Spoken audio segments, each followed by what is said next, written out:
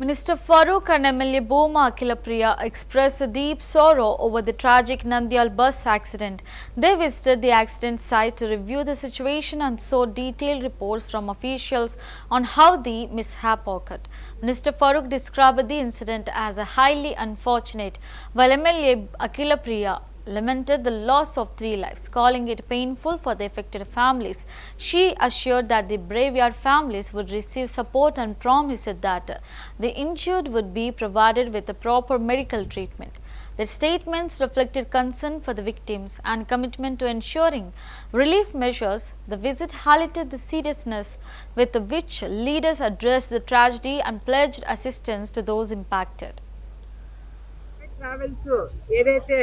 నెల్లూరు నుంచి హైదరాబాద్కి వెళ్తున్న సమయంలో టైర్ బర్స్ట్ అవ్వడంతో కంట్రోల్ తప్పి వేరే డైరెక్షన్లో ఆపోజిట్ డైరెక్షన్లో రావడము, ఆ బస్సు దాంట్లో ఫైర్ రావడము. దురదృష్టం ఏంటంటే ఇందులో బస్ డ్రైవరు, కంటైనర్కి సంబంధించిన డ్రైవరు, క్లీనరు ముగ్గురు వ్యక్తులు చనిపోవడము దురదృష్టమైన విషయము. కానీ ప్యాసింజర్స్కి ఎవరికి ఏం కాకపోవడం అనేది నిజంగానే అదృష్టంగా భావించాలా. ఎందుకంటే అసలు బస్సు కండిషన్ చూస్తే మొత్తము ఒక్క చిన్న బిట్టు కూడా లేకుండా అంత బూడిదైపోయింది.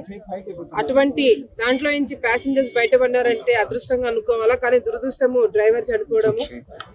మరి ఆ కుటుంబంకి కూడా ప్రభుత్వం తరపు నుంచి సహాయం అందజేసి ఆ కుటుంబ సభ్యులను ఆదుకోవాలని చెప్పి కూడా ప్రభుత్వాన్ని కోరుకుంటూ, ప్యాసింజర్స్ 4గురికి ఫ్రాక్చర్స్ అయ్యి కొంతమందికి నంద్యాల గవర్నమెంట్ హాస్పిటల్ అడ్మిట్ అయినారని చెప్పడం జరిగింది. వాళ్ళని చూడడానికి కూడా వెళ్తున్నాము.